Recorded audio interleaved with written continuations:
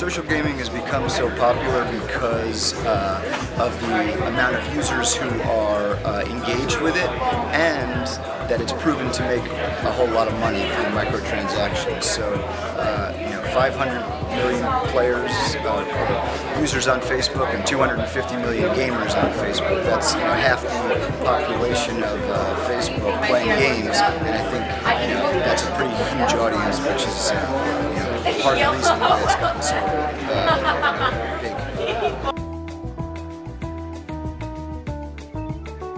I think every company has to focus on what they do best. If you think about Microsoft, a great company, they have more than 500 million users across all of their platforms, from Xbox to MSN Messenger to the Microsoft web properties, and they just don't necessarily have the glue to bring them all together. So I think if they could focus on bringing that existing population together and creating their own social graph, I think they'll really succeed in social gaming.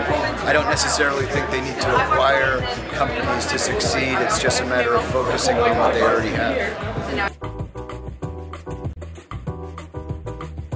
There's always going to be a thriving indie developer community that is always trying to innovate and try to break the norm. And I think the barrier to entry to social games is low. Two guys in the basement can make a hit game.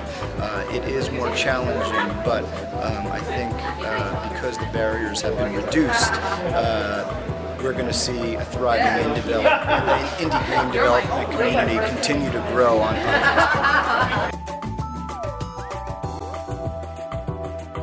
I think Facebook has a challenge because the people who love Facebook games really love them and want to play, and the people who don't really hate them and don't want to play. So how do you kind of please half your audience and make sure you don't upset your other half? So I think it's a challenge, but I think they're doing the right thing to try to open their arms to game developers and not offend the people who don't want to see them. So I think there's a lot of optimization that can occur.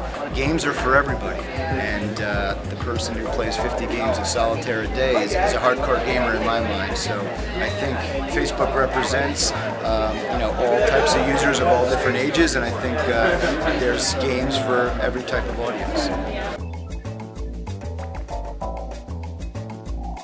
The real-time gaming is also a popular topic in our office, and we're trying to bring games outside of Facebook using Facebook Connect and the Open Graph. So, we have lots of websites that we power their gaming channels, and trying to bring social games to other websites without necessarily needing to go to Facebook to play them.